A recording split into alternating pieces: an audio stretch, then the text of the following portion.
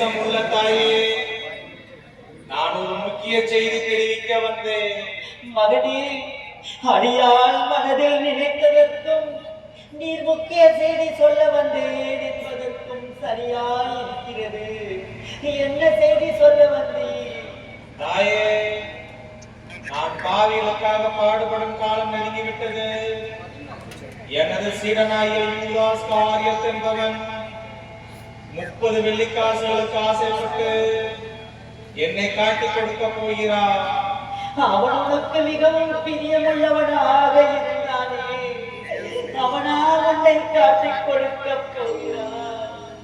ஆம் தாயே, அவன் செய்யும் நான் பாவிகளுக்காக பாடுபடவும் நீங்கள் யாவனால் உடலும் தேவ சித்தம் இருக்கிறது.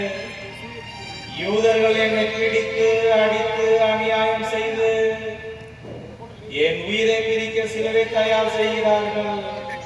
மகனே, நீ கொடிய வாதைப்பட்டு சிலுவையில் சாகவும் நான் பூலோக சுகத்தை அனுபவிக்கவும் என் மனம் இடம் தரவில்லை. நானும் உன்னோடு கூட வருகிறேன்.